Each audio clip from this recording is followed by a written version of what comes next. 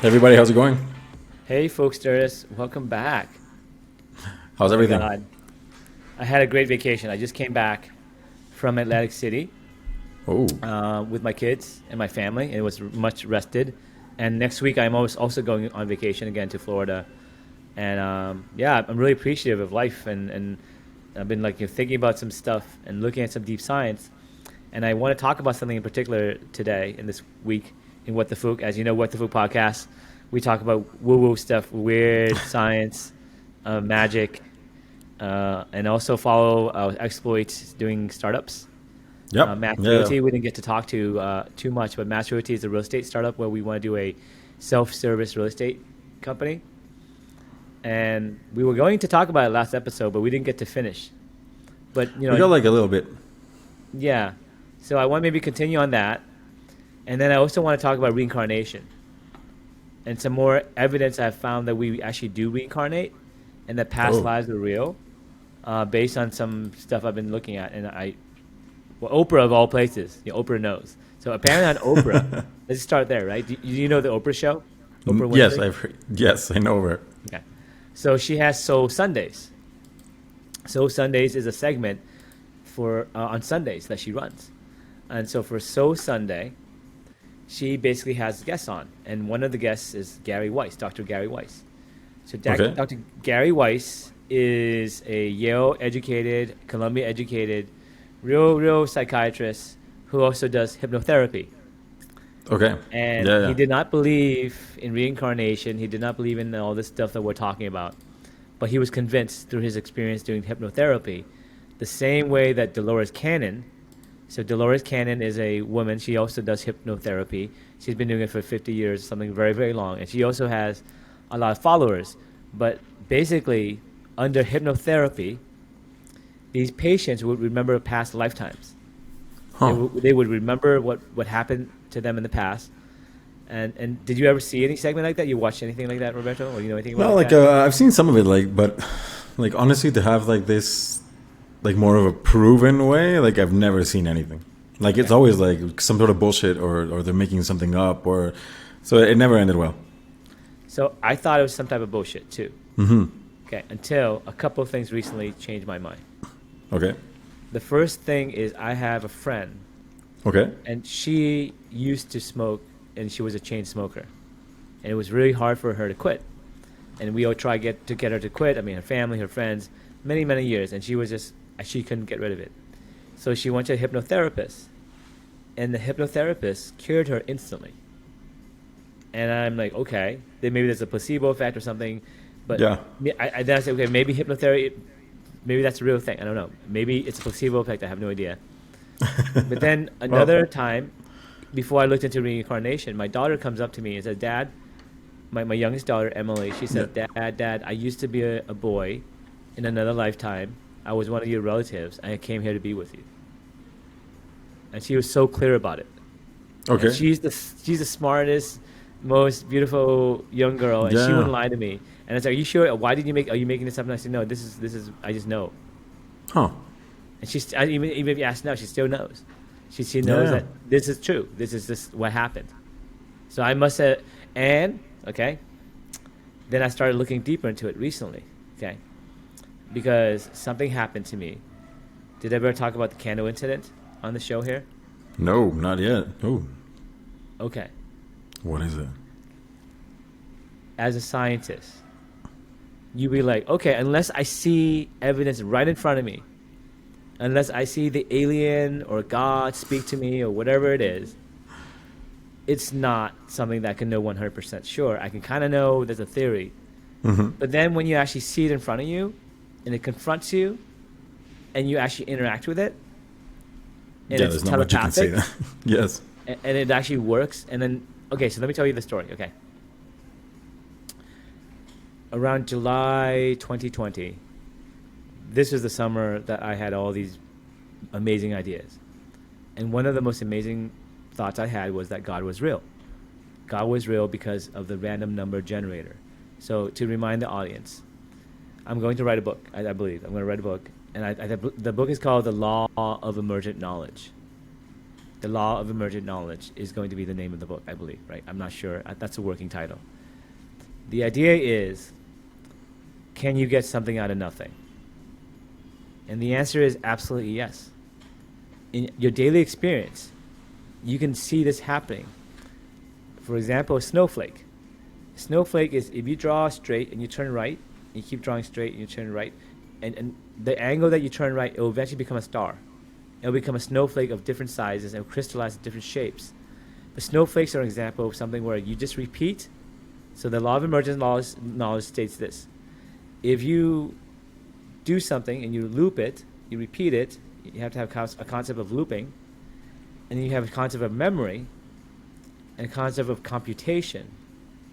Things will emerge out of nowhere. Okay. God will give you information out of nowhere. And it's basically what's called love. Okay? So love is when you have a group of people care about each other, and they belong in a group or a cluster or a tribe or a family or a couple or whatever you want to call it.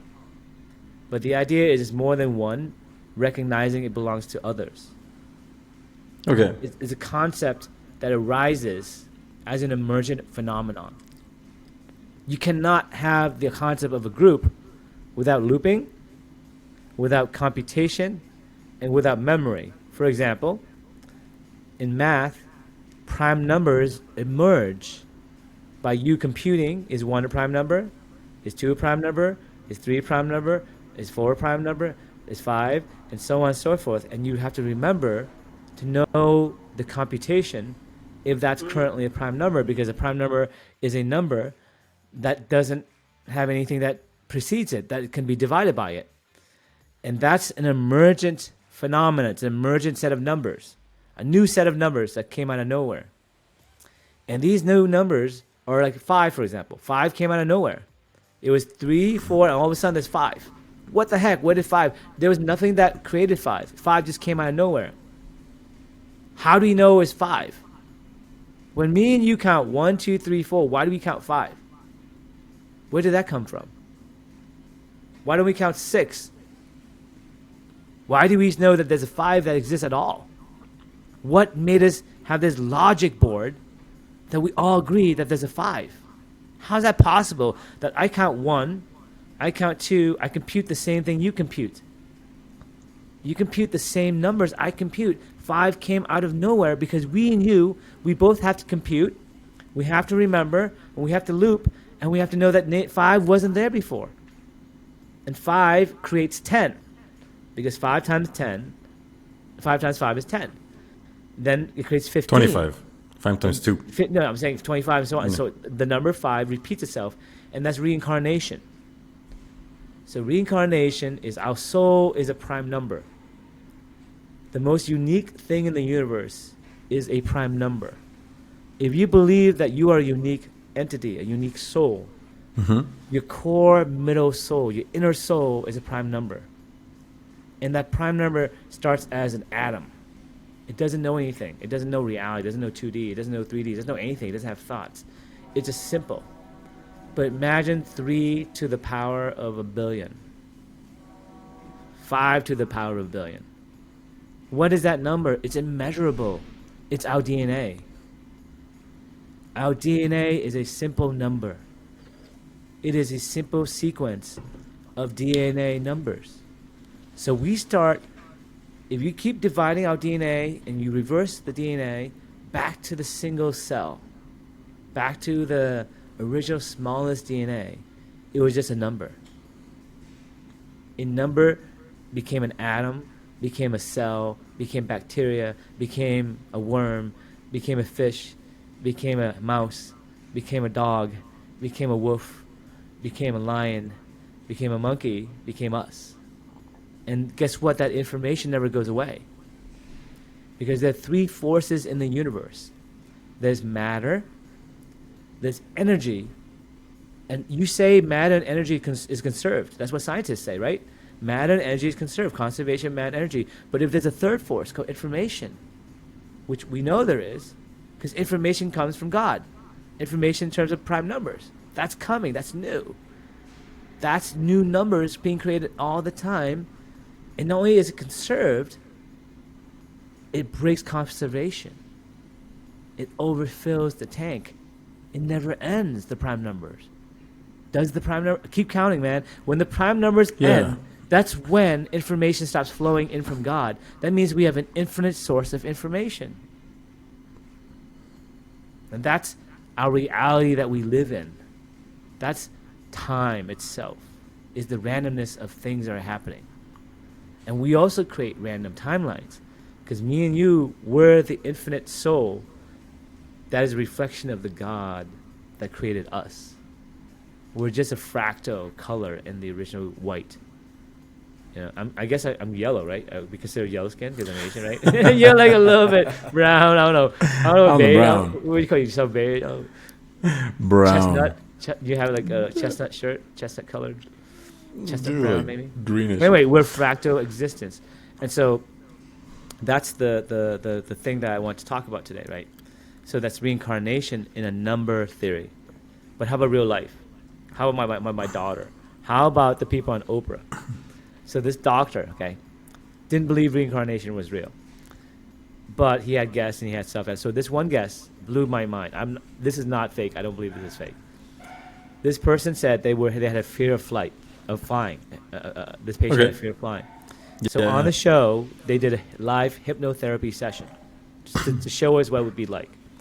So hypnotherapy, it starts out in a 30-minute kind of warm-up, like a 30-minute warm-up where anyone can be hypnotized. And I think they just do like this countdown thing. You imagine certain things. There's a sequence where I think your brain gets unlocked, so then you can go into this zone where you can talk to your inner self. Okay? So you go inward and you let go of the ego, and you imagine and you let your imagination run free. Okay? And your imagination is the caudate pitumen. The caudate pitumen is an area of the beta ganglia. Okay. Basically, that's the antenna for your quantum realm. It gets enlarged, it gets relaxed. You massage it with these thoughts, and then it opens up the third eye. Okay? So the third eye is when the hypnotherapist says, okay, go back, tell me about something that happened in your past life. And this guy said he was flying in a plane, and he was very scared. And he didn't know which plane was the enemy plane and which plane was his plane, his friend's planes. And him and the people, he had only two people in the plane. It was him and his co-pilot. And in front of him was the enemy. And he hesitated, and he didn't shoot. And then next thing he knew, he got shot down by the enemy, and both him and his friend died because he was a coward. Yeah. But the doctor says that you weren't a coward.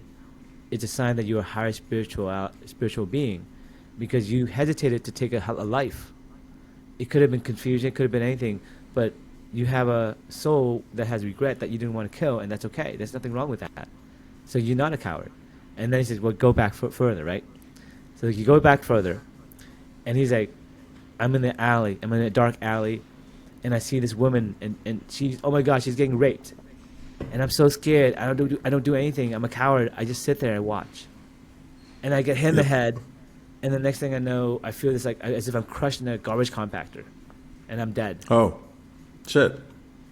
And he starts crying. And then the psychiatrist is like, look at her face. Who does she look like? It's like, I don't know her in that lifetime, but she's a stranger that lifetime. But in this life, she's my sister.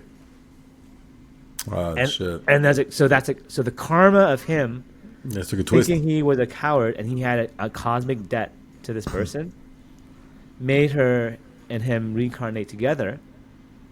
And that's the pattern that these people, if you have a cosmic debt with someone, let's say you broke someone's heart and they committed suicide, or like let's say Romeo and Juliet, right? They killed each other to go meet each other in the next lifetime. Maybe they did, because there's a cosmic thing that holds them back from moving on to the other side. There's still something, there's some karma, some unfinished business. Karma is just unfinished business, right? Yeah. Well, remember that show? Was it Quantum Leap? Yes, I love that show. Right? It used to be good. I thought they were going to reboot it, but then it just didn't happen. Yeah, there's other shows like that. There's actually another show. There was a show called Heaven Can Wait. I think it was called Heaven Can Wait or something. Okay. Where it was like Michael Landon, and he knew there was a real God, and he would speak to God, and then basically he would do miracles. He'll walk around like yeah, Mars and Jesus. it rings a bell. Yeah, no, I think I did watch it. One I liked with this like alternate realities and all these things and things you could do. Did you ever watch Sliders? Absolutely, huge fan of Sliders. Huge fan. Man, I really love that show. The main thing is I thought all that stuff was fake, but it's real, man. Okay. When you die, here's what happens. It's like, let's say you're an eternal being. Okay. Let's say we go into the future 1 billion years. We have the ability to clone ourselves. We can put virtual reality together. We can live in any universe and never die. What would that look like? That would look like you would spawn into a body. You would think it's a real game. Mm-hmm. And then when you die, you spawn into a new body. Okay. Now, in between the spawns, you can change the game. You can change the setting. Hey, I'm tired of Mario Brothers. Let's play something else. So you go to another planet, maybe. Yeah. And you become a dinosaur. Or you become another animal. Or you basically, play with the same group of friends, which you probably do anyway, right? So you go online. What happens to the gamers? My brother plays lots of games. My daughter plays lots of games. But who do they play with? Do they play with the same people? Yeah, no, you have to switch it up. But they switch it up. But sometimes they play with a core group of friends. And that's who you're born with sometimes. Like that's your cosmic family. Then you also have a destiny to meet somebody.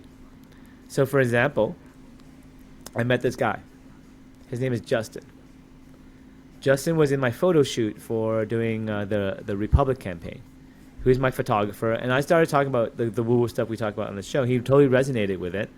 And we started texting back and forth. And I actually had drinks with him last night. Yeah, after a couple of weeks of trying to get back and forth. And I said, hey, look, I didn't say anything. I said, let me just stay quiet. Because the number one rule that I learned recently was you just have to let the universe present itself. And then you have a destiny to meet with someone. And if there's a frequency and you match, you also have free will. So, for example, I'll be like, hey, Roberto, let's do a podcast on Thursday at 2 p.m. At 2 p.m., I can cancel on you. I have free will. So I'll be like, hey, Roberto, let's meet in our lifetimes when you're 42 and I'm 48. And we'll randomly meet each other somewhere. We could either be friends or just pass by. You just have to say hi when you have that feeling. But if you don't have that feeling, just move on. All right? Okay. So you're at the party with your friends. And if you want to hang out with the girl and not hang out with your boys, you're going to make a signal. And you're good. Like, don't worry about me for tonight. But we're going to meet up at the end of the night and go partying. But if I see a girl, I'm going to make a signal.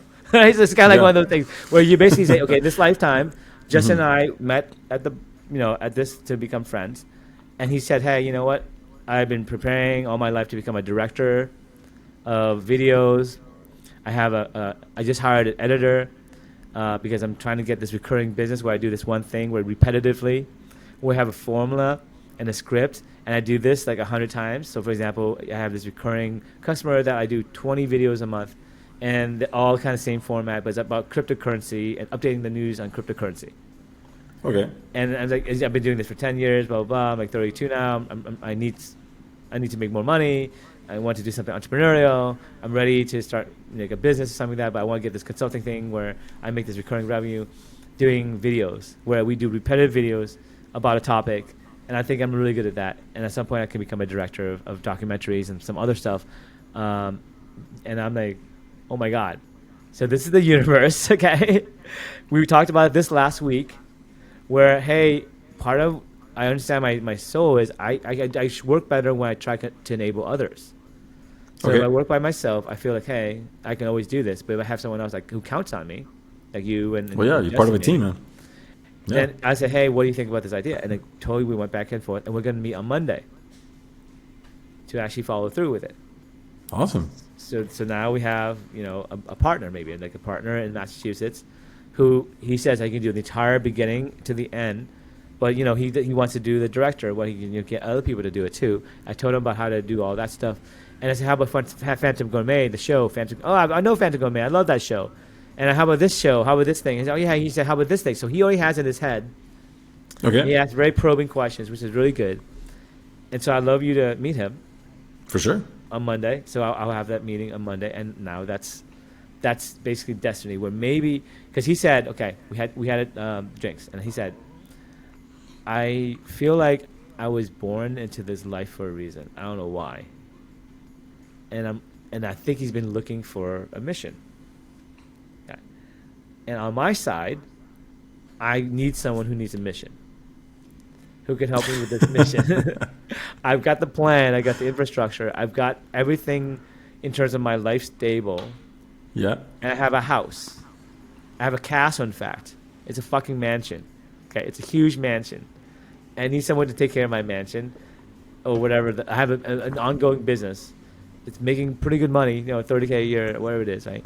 I need you to take it over with Roberto, and we all together as a team work on this because Bud has a foundation. And his life, he never had a foundation. He had a foundation with his family and stuff like that, but business-wise, right? Okay. He was a contractor. He was in the air. He was just a Yeah, contractor. He was going from gig to gig to gig. Just like, you and, Magali and all that. Mm-hmm. So it's like the samurai looking to do something that isn't being a nomad. Right? It's kind of nice being a nomad. It's free for a while, but you want a mission. And maybe it's a good match. Maybe the frequencies match. And then this lifetime, hey, we're going to meet at the bar at 5 in Quincy, wherever it is, 6 o'clock at Quincy. And we're going to make a deal, and then we're going to become business partners, and then we'll become buddies in this lifetime again. Cool, man? We'll meet then. But I'm going to do some other stuff before then. I'm going to go mingle at the party, but we'll meet at that time when I'm like 45 and you're 32. And that's what happens sometimes with friendships, right? So we met each other late, I mean, you guys. So it's okay to move on, and change is good because you have to embrace change. And that's something that I think is really important that we do. And but that's what you do. So you're in a video game, and the game is really boring. What would be the most boring game to do, man? Man, the most boring game I've played is when it's the same thing over and over again. So being like a 9-to-5 job where you go in and go in, go out, makes no difference. You're just there. You're and any difference you do, you actually do make. Somebody else takes credit for it. Well, I actually think it's different. Okay, you ever see the movie Clerks? No, heard of it though. Okay, so the movie Clerks is about these clerks, basically exactly who we're talking about. It's a 9-to-5 job. It actually is even longer than 9-to-5 because maybe he owns the store. Let's say you're owner of a convenience store in the middle of the city or something like that. Or just like a small newspaper stand. That's your life. I understand now what that life is about. That life is about you own your own fate. You're on an island where you have your own destiny, where you come in and you don't have to worry about anything. No one troubles you. Okay? And you have a community. It's not about the job. It's about the people you come in and out. So let's say those people, let's say you have nothing to do. Some people like to go fishing. Some people like to go hang out at the mall. Some people like to stand there and make change. Or stand there and just think about life as a security guard, and you get paid decent money and you take care of your family. But that movie is as a security guard inside your head, because that's for an introvert. So you have an introvert who's going to be sitting there alone in an apartment anyway, but might as well be sitting alone, at a toll booth or, whatever cash register. We call them mind-numbing jobs, is actually vacation for someone who's an introvert. If you think about it, right? Yeah, no, that's true. Different types of people like different types of things. So it doesn't make sense that something that for me is like screw this would be like the ideal spot for another type of person. But let's say those people were incredibly high. Okay. Let's say that you find out that people at Walmart, if you test them, a lot of them are high or whatever. And now maybe even more of them are high, especially the one who are working remotely. So did you know that 30% of the people who are working remotely are probably high working remotely?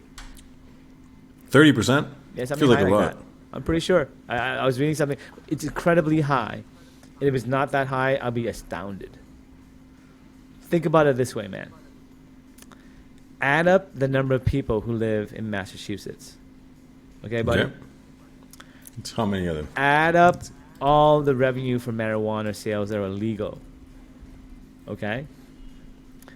Add up what you think the legal market represents in comparison to the legal market. Let's say it's like double the legal market or triple the legal market. And then divide that by how many pounds of weed. And that's how much people smoke. And then it works out to be like pretty much every day for a lot of people. But that's cool. Because when you're in that inner world, then your imagination takes over and you write Harry Potter.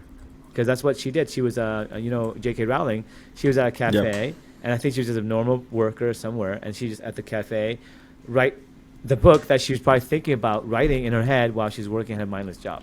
Because she was in her mind doing another job. Yeah, you just like go through the motion after a little bit, and then you can just like doze off to anything else. So that what that tells you is that your soul is an observer in a body, and that soul, when it's trapped in a confined body or confined environment, it can go inward, and it could find happiness anywhere. Does that make sense? Like you can be in a mindless job and you can find happiness anywhere. And I'm not saying that, hey, genius is everywhere and opportunity is not. I'm just saying genius comes in different ways. What if you're really genius at, I don't know, doing art and you make small, pieces of art and you sell it on the side. But during the day, as your mindless job, you think about what art to draw. That's not bad, man. And you could try that out. And the worst that happens is you do art and you have something to do during the day. So you try to improve yourself. Yeah. And there's a bunch of reasons, like for people. I mean, like, if you need to keep the lights on, it doesn't necessarily mean that you're going to get your ideal job or the thing until you fit in. You do something that makes it okay. Yeah. So just going back to Mass Realty and what the show is about. So Mass Realty, we were trying to find the right people, and we never had the right combination. But maybe this is the right combination. And Justin, he had a different background than I do, and that's okay. And actually, I embrace that. But the main thing is we have the same values, because he's looking for a mission. I'm looking to create a mission, and this is something that's very hard, and very few people want that mission. And now he's willing to, maybe talk on Monday. He's actually very enthused. We'll see what happens. But he's also maybe needs a little control in terms of like, okay, we need to focus on these things to really be successful, because he's very, very, has a good imagination, right? And same thing, maybe I need control by you guys as well. So I think we can all help each other. Definitely. Focus. We can guide each other. Yeah. Now the guiding thing and like just like all of this, let's put it like this and head that way. Yes. So it does help, and like the fact that there's like more of us and we each have different perspectives on things does give everything like a wider scope of like of importance of what are we looking to achieve here. Yeah. So this is actually, it sounds like we're talking about like friendships and stuff that's not pertinent to business. But this is actually what business is about. So for the audience, I'm spending extra time to talk about all these like personality kind of like issues. We had this person I come, this person I come, this person I go, this personality do this, personality do that. That's what startups are about. Okay, you're creating a band. It could either be a boy band with like 5 boys. It could be like a girl band. It could be a solo band. It could be like 3 people. It could be like 2 brothers. It could be a married couple. But whatever resonates with the company, that's going to be the soul of the company. The company is a timeline of possibilities, because that's all we are. It's a soul agreement that whatever souls are involved in this, we're going to calibrate our life to go towards the same goal. That's really hard to do. Most people think startups are about doing A, B, or C.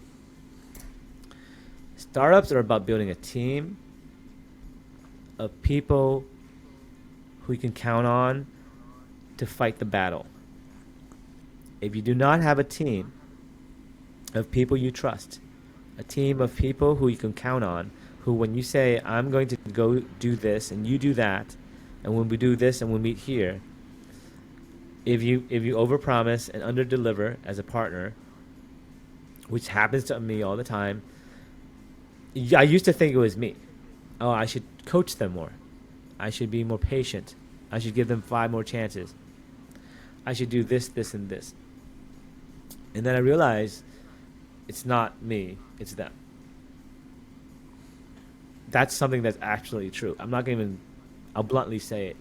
It's not us, it's those people who are spiritually low, right? So I was at, excuse me, let me get a drink of water. I was actually at a lunch with my friends.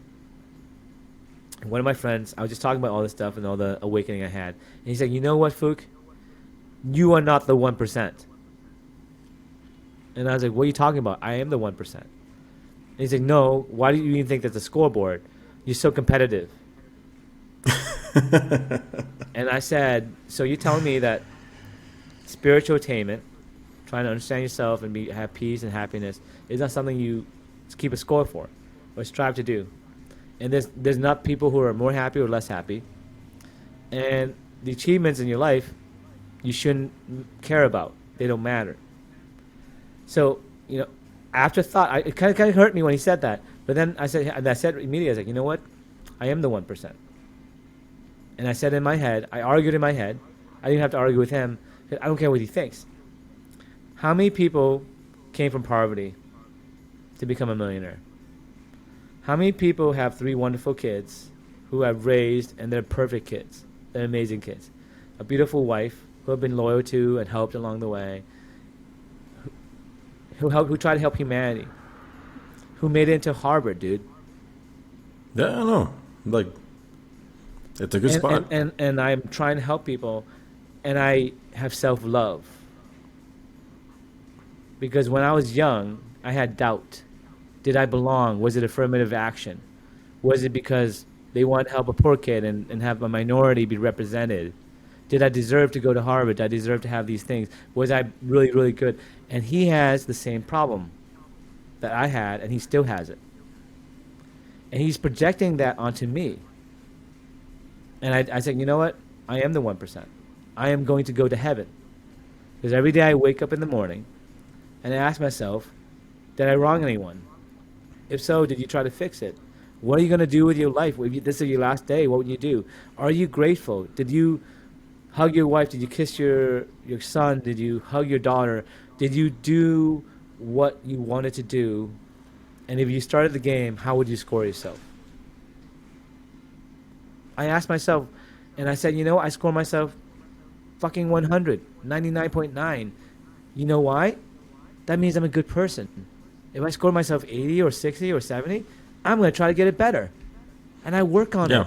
And I work on it. And yes, I am 1% because I've been working on it for 45 years. I think I'm pretty good at it. And just the fact that you can identify what issues that there are to be fixed is already like a very good step that a bunch of people don't do. Like this moment of intros, like where you actually look at yourself and evaluate in an objective way how everything is going, is a step that not a lot of people do. In the comic book with Spider-Man, Spider-Man got bit by the spider.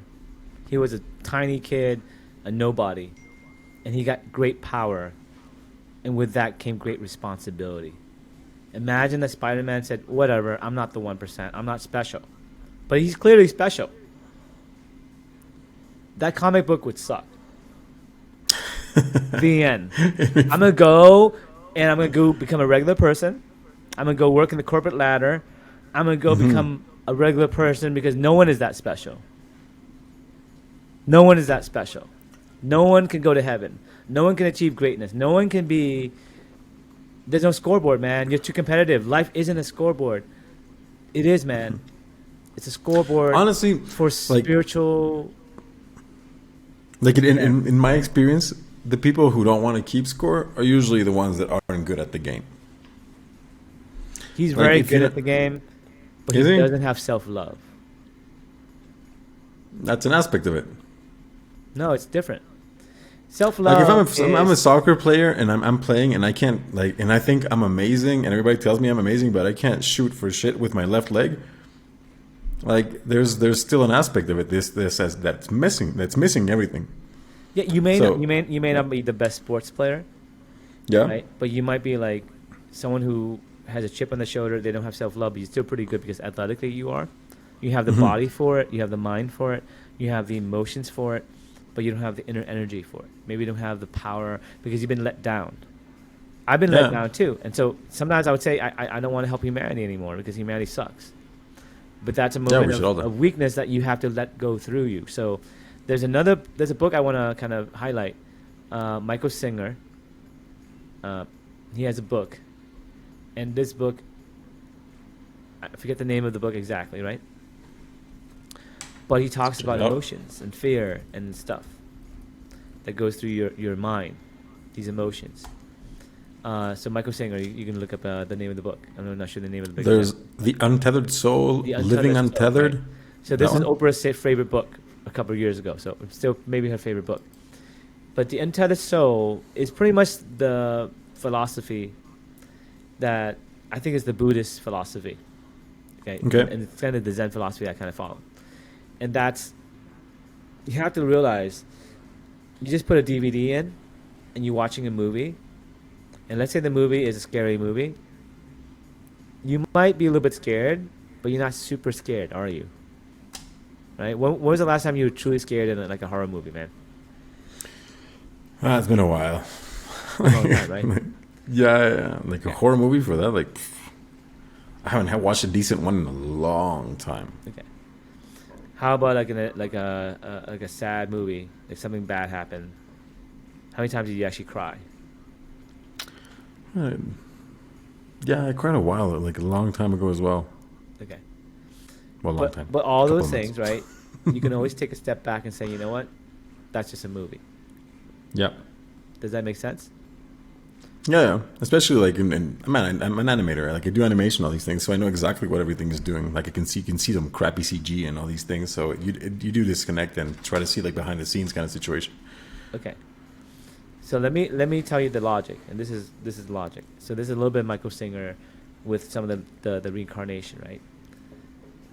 If you have fear, Hmm. if you have karma, he calls it emotions, and you have to let these emotions go through you, and these are like waves of emotions that go through you, right? But I Okay. actually have a different way to kind of explain it. These things are what I call infinite loops. So your body is like a computer, okay? Your body is like a computer, and you know what an infinite loop is? Yes. An infinite loop is a program that runs in a circle forever, doing something that doesn't make sense. Hmm. And typically with the infinite loop, it takes computation away, and sometimes it has a memory leak where it will actually take memory away. Does that make sense? It does. I feel like the infinite loops I used to get was like when one value kept changing and it kept affecting like the whole system. It Correct. wasn't when I was learning Excel. Okay. So the infinite loop Hmm. is like a banner ad. So the banner ad is going to be when you get cut off by someone and they drove and they cut you off in their car. You know, you're in the highway and someone cuts you off and you're about to have road rage. Yeah. That's a banner ad saying road rage program. Would you like to hit play? Oh yes. Like, smash that button. Now, when you hit play, you're going and you're opening the program in your mind, and in that mind is an infinite loop. An infinite loop where you're in that game, it becomes the primary thread in your app. In your phone, that's the screen that's open. Okay? Now, when you close it, because the event ends, Mhm. it's still running in the background. Because if you notice your Oh. iPhone, when you close something on your iPhone, it never truly closes. It just caches it and then runs it in a thread in case you open it later. Okay. Yeah. That's yeah. how your brain works too, man. So when you open a photo of your ex-girlfriend, Mhm. because you saw the banner ad of, hey, I saw Facebook, there's an update on her, and there's a picture of her. I'd like to click on that to see what's going. Then you open that program where there's an infinite loop of regret and shame. Okay? And it leaves you with that lingering emotion? So what you have to do is you either close the program immediately and you just let the banner ad play and don't touch it, and observe and know that that's something that isn't you. It's just an ad because that's what was presented in front of you. Was a banner ad. It was just happened to be the universe gave you a banner ad of, hey, this is interesting. Would you like to go down this movie? Nope. Sometimes you do. Maybe, hey, that's that girl that I let go, and now I'm not such a jerk, and I want to say sorry, and maybe we can patch things up and get back together. I don't know. Maybe it works out. I don't know. But that is how your brain works. Mm-hmm. So what you have to understand with psychology is when you have an infinite loop, it runs longer and longer. It gets embedded. It becomes part of the system, and then you don't even know if it's even part of a program. It just becomes part of the default programs that run all the time. Okay. Always on. So you know how some people, you look at their phone and you see what apps are open? Yeah. Then you know what kind of personality they are. Like, okay, Instagram is open. That means that they do a lot of Instagram. And this one video game is open. So those are the two loops they always think about all the time. Okay. Yeah. And you get like a pretty good idea of what's going on here. Okay. So to close that program, sometimes those programs are impossible to close. You have to Control-Alt-Delete. And sometimes to reboot your system and stuff like that. That's how you get those things gone even. That's therapy, man. Okay, that's therapy. That's going to like an antivirus and saying, I can't close this program. It still runs in the background. I don't know why it keeps spawning new jobs. I close it and then reopens it. It's like, dude, you got spyware, man. You got spyware. Because now you think about your ex all the time. You can't let it go. You got to let it go. She moved on. You need to move on too. Or something like that, right? Yeah. And so sometimes you need professional help in your computer to defrag your hard drive to get rid of the virus. And sometimes you need psychedelic drugs to reboot the OS. So psychedelic drugs, it's like having a reboot, right? And the antivirus runs, and then maybe you have a fresh perspective, and that program's gone. Because what happens is when you disassociate with reality, there's nothing to compute those threads. Those threads are dead. That's why you have the the psychedelic treatments. When you do that, you're basically unplugging your brain from the internet. The internet is your senses of this, your eyeball, your sense of touch. You basically have no senses. You have nothing to compute. So when you try to open those windows, nothing loads. It's different though. You can't just shut down naturally and then reboot. When you shut down to the inner soul, it has to purge the system of all the things that are holding you back. It has to shut down those programs one at a time. And now when it shuts down one of those programs, that's why when you go to do psychedelics, that's when you confront your demons. You confront that thread, and you just shut down that thread, and that's why they have breakthroughs. So basically your computer has nothing to compute in this universe. So it only has to compute the threads that are invisible. Because just think about it. Okay, you turn off your phone, you turn off your computer. This window closes, this window closes, this window closes, but somehow your computer's still hanging because there's some invisible threads that no one can see, but that needs to be shut down too. And sometimes it will say, hey, would you like to close this program? It's still running. It's like, I don't even know that program's running. Sure. Right? That program's running. Yes, Holy crap. You. I didn't know I had this drama with my dad or my mom or whatever. Holy crap, I need to work that out. And then when you come back with gratitude and all that stuff, you're coming back with a fresh computer and you're happy because now your virus is gone. But guess what happens to a lot of people? We never do that. No, you see a banner ad. You see enough Facebook posts about your ex-girlfriend going on a trip with this boy. I wonder who that boy is, if that's the new boyfriend. And now you click on that ad again. Yeah, and you go down that rabbit hole, which is never good. So then you can go and take psychedelics all you want, but unless you truly want to change, you're just rebooting a system and opening the same website again and clicking on the same banner. Now, how do you avoid that, man? How do you avoid that? Don't go to that website. Obviously, that website has spyware. Don't go to Facebook, man. It has spyware on it. it comes back to what I was telling you about, like having that moment of like the true introspection and actually looking inside for real, and being that like mature and having that like emotional maturity to understand what's going like good, what's going well in your life, and what's going like what is not working. And you need to be objective with yourself, because like what's the point of lying to yourself? It's easy, man. You don't have to take psychedelics. No. You gotta close your eyes before you go to sleep. You gotta think about what happened today. Yeah.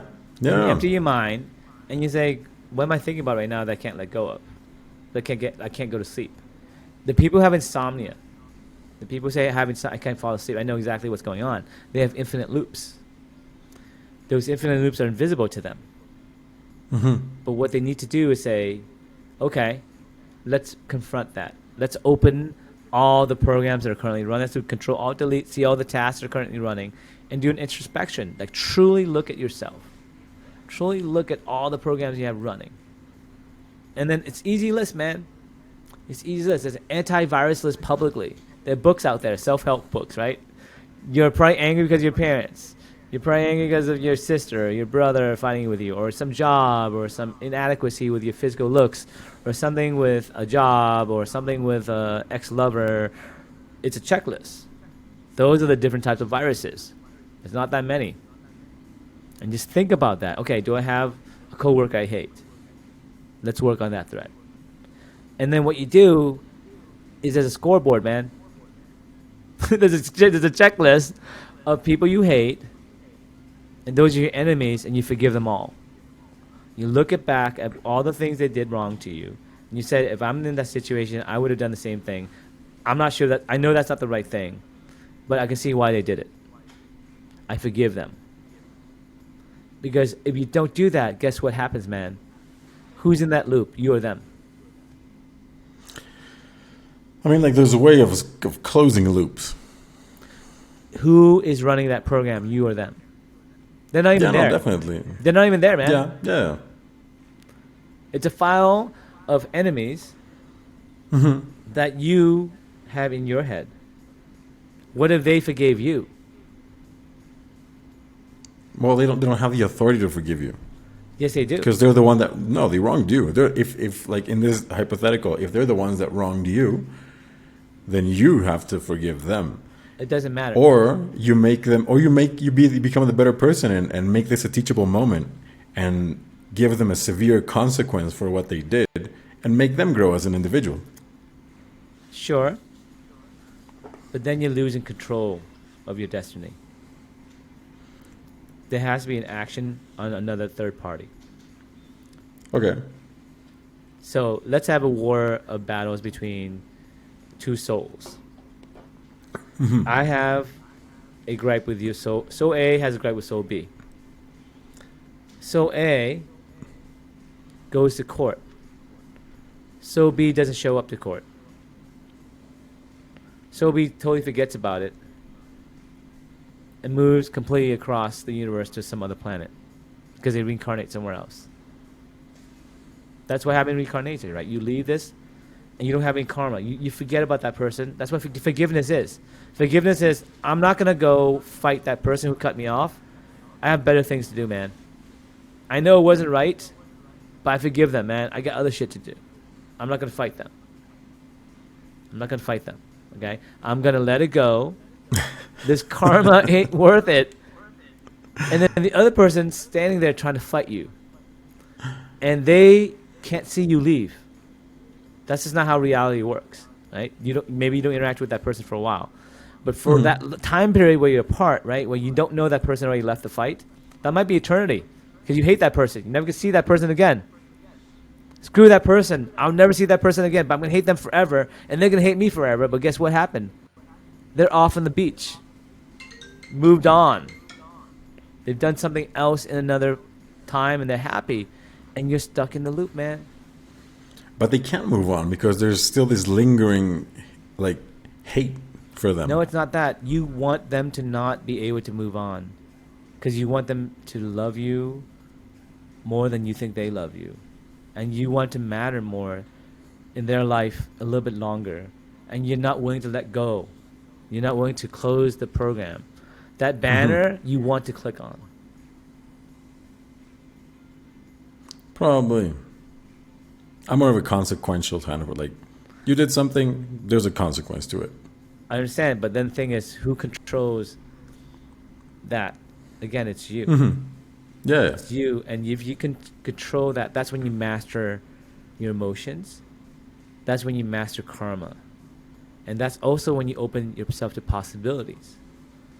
Because you had to go through a bunch of shit to get to where you are. All you are, you're a memory of how you got here. That's all you are, man. And now you got here. You can't worry about how you got here. Because you have a list of probabilities in front of you. You have A, B, or C. A, continue running the infinite loop. Yep. B, close the loop. I know it sucks. C, I don't know, man. Tell me what C could be. I don't think you have only one or two choices, I think, right? Close the loop or keep it open. No, because if the person doesn't leave, then that thread is still there. It doesn't matter, man. Here we assume that the other person or the other soul just left. But what if they don't? It's different. Imagine that you have a person in your life that you have to deal with, but you don't actually interact with them. For example, you're a delivery person from UPS. The UPS delivery person always screws up my package.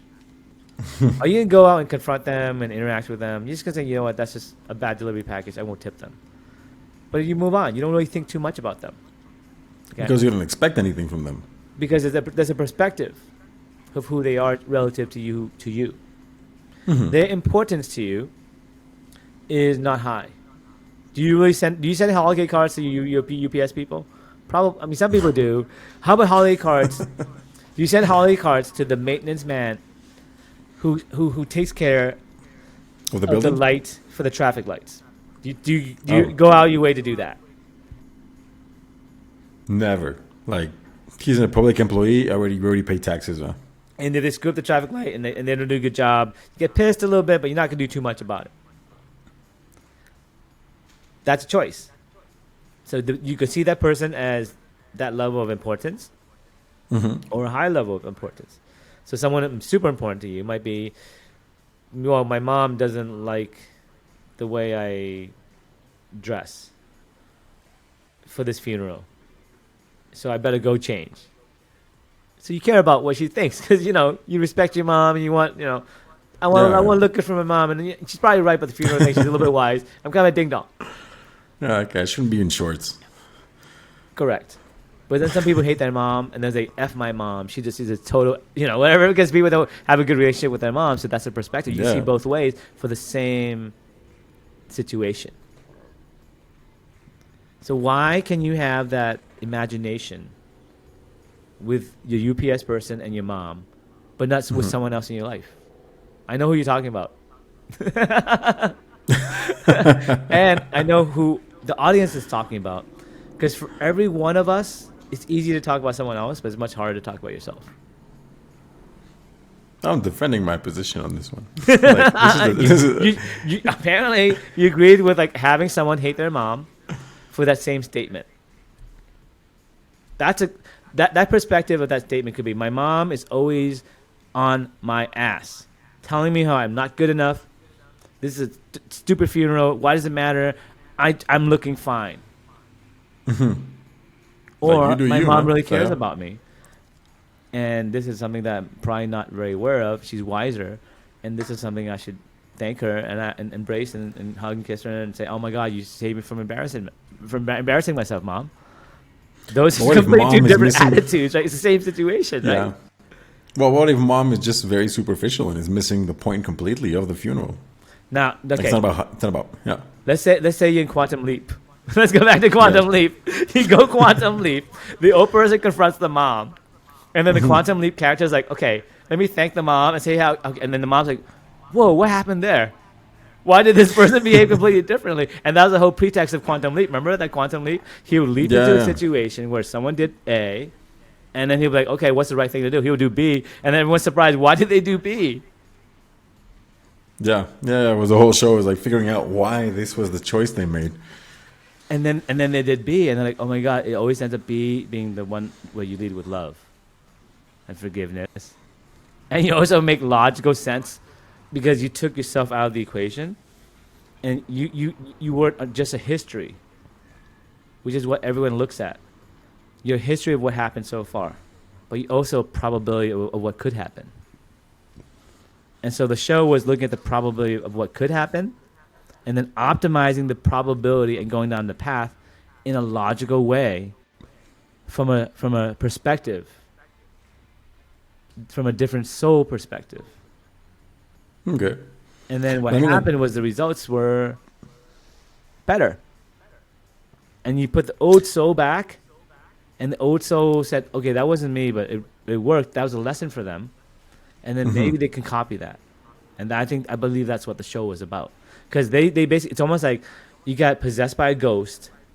The ghost made you do the right thing for like a week. The right, exactly. And you're Like a like, good I ghost. must have been Casper. high off of mushrooms. And then I said sorry to my Like, mom. man, I called her I and paid said, so attention sorry, to I my called you mom. a B, whatever, because the funeral thing. And all of a sudden you're friends again. Yeah, probably. But it's not sustainable though. Like, But what it is, it teaches you a lesson, but also it closes the infinite loop. It closes that program. So now your computer has a reset. But not only did it close it, but it showed you how to close it again. Right? Someone else closed it for you. It's like a tech support person. Hey, next time it happens, remember this? do this. I just did this. Yeah. You didn't do this. I did this. I'm going to show you. This is what you do to fix it. It's like, here, this is like, here's a manual. This is how you function. I did this. Okay, when you go, and you open this program, Control Alt Delete here, and then see this little button, push end task right there, and it's going to close the program for you. And then you teach them, okay, and then they learn to do that, and then they go, you know what, maybe I shouldn't open that program anymore, because that's kind of annoying to have to do that That's very end task buggy. every time, and to go through that loop. And the deeper you go in that loop, so that Michael Singer guy, that book, right? It talks about that, but it doesn't talk about it from the point of view of a computer. He talks about emotions coming into you, and you have to let the flood of emotions kind of flush through you. And the emotion's not you. You're in a movie. You're watching the tides go through. You could choose to open that movie. You can go, or you confront it, or you open that emotion, or you don't. But it's the same idea. You are the master. You are the person who controls your life. So for Mass Realty, for Phuc Lab, we are the masters. But we have to find the right people to work with. We have to have free will. We have to have destiny. Say we have a soul contract. We're going to meet at this time. We're going to start a company. And you can back out, but you better deliver what you promise. And we're going to test you on the next couple of weeks. And if we have a good group where we meet up for practice on Tuesdays, because the band has to go in the battle of the bands in October. And we need to practice every day, guys. And I need you to do this, this, and this. And I do my part, and I'm really good at it, but you suck at your part. We're going to have to find a new bandmate. But that's okay. Yeah.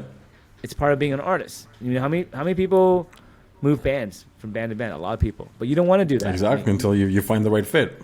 Sometimes you have to go solo for a while, then you join a band again, and maybe you have you're always the lead singer, maybe you're always Bob Dylan, but you have some people come with you and you join some bands. I think Bob Dylan was in some bands too, right? Anyway. I don't know enough about Bob Dylan. That's the But it's show. true, you jump until you feel comfortable with it. We got 2 minutes left, but so to recap, reincarnation is real. Yes.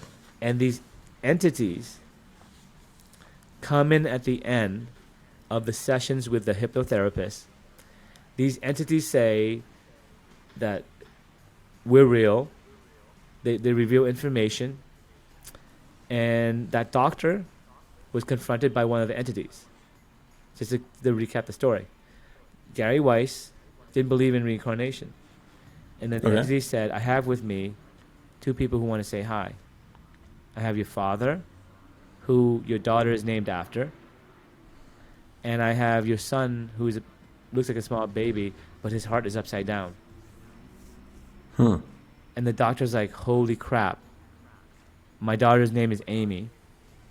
And my dad's name is some Jewish name, but it's actually the male version of Amy. And so she was named Okay. after him. And he did die specifically a certain way that she said he died a certain way that no one knew. And that he had a baby son who died 23 days after birth of a congenital heart defect where his heart was basically screwed up. And no one knew about it. No one knew about it. But they basically said hi to him at the end of that session, right? And he's Okay. not the only person. Dolores Cannon says the same thing. After I do these sessions, I help these people resolve their conflicts. I get help myself. These entities Okay. come and say, hey, we're here, we're real. We're going to help you with some of your issues. We're going to tell you some information. I believe that's real. I believe all this stuff is real. I believe in reincarnation is real because my daughter one day came up and said, like I said, Yeah, like out of nowhere. out of nowhere. And I have a friend who did hypnotherapy and they got cured of smoking. And I had a candle incident, which I think I kind of started, where I was trying to light a candle, where I typically do yoga in my bedroom or my, and the candle wouldn't light. I'm a scientist. I'm like, maybe there's some type of air issue where, there's too much, there's basically bad air, right? So I light a piece of toilet paper and I throw it in the toilet. Okay, everything's fine. So let me use that toilet paper. And I'll use that toilet paper to light the candle. It's like a jar, and it wouldn't light. It wouldn't light at all, man. And I was like, everything is burning except the wick Except the candle. and the wax. I thought I was dreaming, but it was real. You pinch yourself, all this stuff. As a scientist, this is around August when I had this incident. So in July, I found out that God was real mathematically, right, with all the stuff we started about. Then around August, it happened, and I said, after literally 10, 15 minutes, I'm like, this is, you're telling me, God, you're telling me. I actually sat there and said, shit, am I on a TV show? Or God, you're trying to tell me something.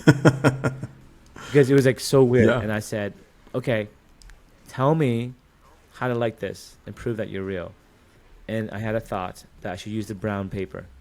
There's a brown napkin. I lit the brown napkin, used that to light the wick. It worked right away. Okay, so you think it manifested through ideas? No. More than actions. It was a sign. It was a miracle. You know how you have miracles of your pizza would look like Jesus, you know what I'm saying, or the statue of the Mary would have blood come down in tears of blood and stuff like that. Yeah. This is a personal miracle. So I thought I was nuts. So I went to my wife and I said, hey, this just happened to me. And I thought she said, you're nuts. She said the same thing happened to me. The same thing happened to me. And I was like, okay. So then I told my friend, and I said, okay, one person says I'm not crazy and said it happened to her. Let's see what happens to this friend. The next friend says, it happened to me. Well, it happened to me when I was young. I was in church, and I didn't know God was real. I said, if God's real, why don't you light that candle there up there in high in the ceiling? You know how there's the cathedrals? Yeah. There, the candles. He looked back up, it was lit. All the way up there in the rafters. I believe they can control light. They can control candles. They can control electromagnetic, whatever it is, electricity. But there is a way to go into the quantum realm and have these entities interact with you. And they interact with lights, with candles, with shadows, with all these things. I believe that's what happened. So I really believe that there are other miracles that happened to me as well. So during Thanksgiving, so that happened in August, that event. I have a video during Thanksgiving where above my house, clear skies, only my house, and everywhere else was torrential rain. So the clouds parted during Thanksgiving when I was outside on my porch. I have a video of it where there was a hole in the sky just for me. Just for our family. It was like a ray of sunshine in our house during Thanksgiving. Now, I went out at the same time for no reason. I was like, oh, let's see what the weather looks like. It looks terrible, torrential rain all day. Boom. I have a video of it, man. And then other events happen, which I've told you privately, right? And I'm convinced that there is God, mathematically. So basically, think of it the sequence of events. I have faith suddenly when I didn't have faith. I was kind of born again, but not really born again. I didn't find a religion. I found logically it made sense that God was real. Hopefully, you guys agree with me. Then these events happened. These events were so clear scientifically that I hadn't noticed. Yeah. And then these events get progressively more and more often. And then I get presented with opportunities where I have destiny to meet with people, to open doors, to create inventions. I follow the path, the breadcrumbs that are given to me. And we'll see where this goes, man. Thanks for being on the show. And thanks for watching the show, fans. It's very exciting. Let's see where God takes this. I'm serious. This is real. I'm not a preacher. I'm a scientist. I'm Spock. If Spock was given proof God was real, what would Spock do? That's what this show is about. Thanks, guys. See you guys next time. Take care.